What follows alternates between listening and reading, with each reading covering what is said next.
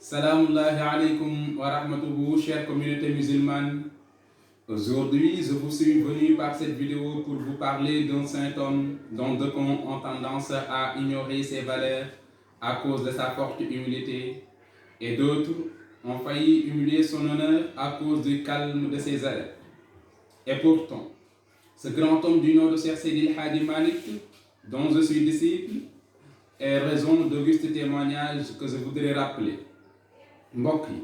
gannaaw bañ leen nuyoo ci tur yàlla bu màgg bi di salaam ñu ngi dikk ak yéen ci vidéo bi bëgg leen waxal góor yàlla bu màgg boo xamante ne ñenn ñi ñu ngi koy fàtte wala bokk ñu ngi koy fàttelu ndax oyof gu mu oyof kooku kat ñenn ñi ñu ngi koy jéem a xarab ab darajaam ndax dal gi nga xamante ne ay taalibeem dal leen ko. mbokk yi kooku turam moom mooy Cheikh Seydi El Hadji Malick nga xamante ne mooy suñu sëriñ. moom kat nekk na ku jot ay témoignages maanaam ay seede yu rafet bàyyi ko ci gox yu bëri. On peut commencer ces témoignages par le shérif, le guide de la communauté Qadriya, Cheikh Saadou Abi, qui avait loué et magnifié l'école de Tivaouane. S'adressant à El Hadji Malick,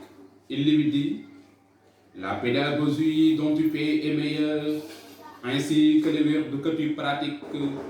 Ton savoir dépasse assurément les 2 étoiles de la 7e course céleste.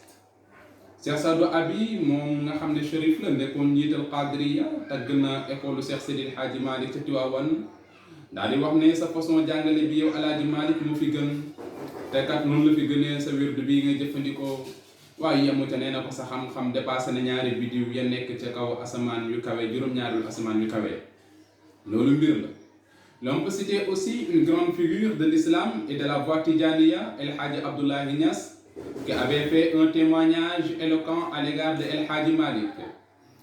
kooku moom mooy El Hadji Abdoulaye Niass ca Kaolack def na benn seede bu rafet ci moom El Hadji Malick mu ne celui qui voulait se faire véritablement une idée de l'œuvre d'El Hadji Malick devait se rendre à Saint-Louis Lodo. Quelque fraîche que fût la brise de l'aube, disait-il, vous n'y dormiriez point, puisque de toutes parts fusait la salatul fatihi. mu ne képp koo xamante ne bëgg na xam ca dëgg-dëgg liggéeyu Cheikh Seydi El Hadji Malick na dem Lodo benn dëkk la ci Saint-Louis su demee la ngelaw géej sedd loo gëmëntu dootoo nelaw ndaxte gox bu nekk salatul fatihi mi ngi fay ballee di ëbbale say nopp ba dootoo nelaw. doomam maam Khalifa Niass turam dëgg di Mouhamad Niass nga xam ne kooku mooy bàyyi Sidi Lamine Niass bu baax ma yàlla dolli ko yërmande di bàyyi tamit ci ka nga xam ne mooy Ahmed Khalifa Niass maam Mouhamad Khalifa Niass moomu maam Mouhamad Niass wala maam Khalifa Niass wax na ci ndigalu baayam benn ay abiyat yi neex a neex jëmee ko ci Cheikh Seydi El Hadji Malick ci langue arab mu ne ninna al maraam wa ninna qaasi al haaji min yumni nayli liqaa Seydi El Hadji الشيخ مالك البحر الخضم ومن به اهتدى الناس فوجا بعد أفواجي إمامنا وحبيب شيخ والدنا وخير من لم يخب يرجه راجي يلقي من العلم بين الناس نافعهم كما رمى البحر عربيه بأمواجي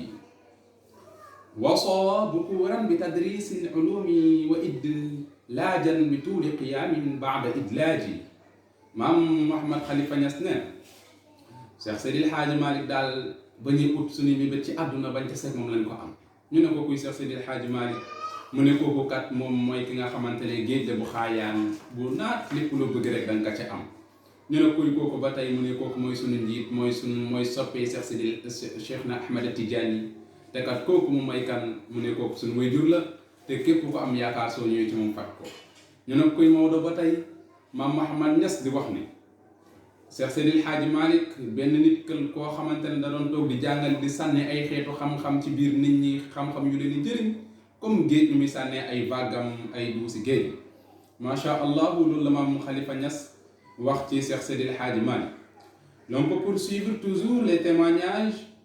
mais cette fois-ci de la part des autorités coloniales telles que Paul Marty qui déclare: El Hadji Malick, un lettré fort remarquable, particulièrement versé dans les sciences juridiques et littéraires,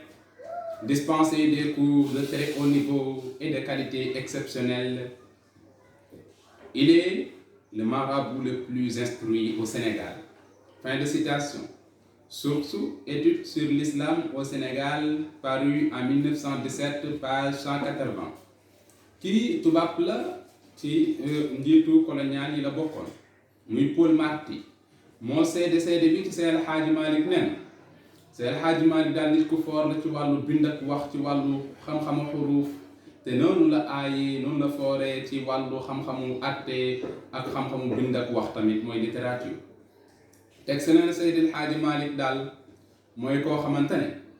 moom moo gën a daal nu muy jàngalee dafa leer naññ day jox xam-xam yu màgg ba nuroog université populaire te ndaam moom la sax te kat noonu lay jàngale ay jikko yu rafet yu màgg mu teg si na Seydi El Hadji Malick daal ci gàttal moom moo gën a fees xam-xam ci sëriñi Sénégal. ba mu waxee loolu mi ngi ci page 180 ci livre bu ñu wax étude sur l'islam au Sénégal boo nga xam ne bind nañu ko ci en 1917. Et son frère colonial Destin lui a emboîté le pas en affirmant: sous le rapport du savoir, je crois pouvoir affirmer que parmi les marabouts du Kayor, El Hadji Malick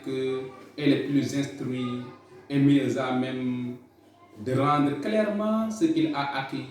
Il parle l'arabe littéraire avec une correction et une pureté que lui envieraient bien des professeurs du Maghreb. Elle écrit avec une simplicité et une élégance que l'on pouvait souhaiter à beaucoup d'écrivains arabes. kii Destin la tudd moom mooy wax lii ci Cheikh Seydi El Hadji Malick nee na gannaaw bu jotee rapport xam-xam yi gëm na ne ci sëriñu Kayoor yi Seydi El Hadji Malick moo fi gën a fees ci wàllu xam-xam te kat dafa nekk koo xam ne dafay bind dafay wax arab bu leer bu neex boo xamante ne mun ñi nga xam ne ay professeur leen ci réewu naar yi mun nañ ko ñeewee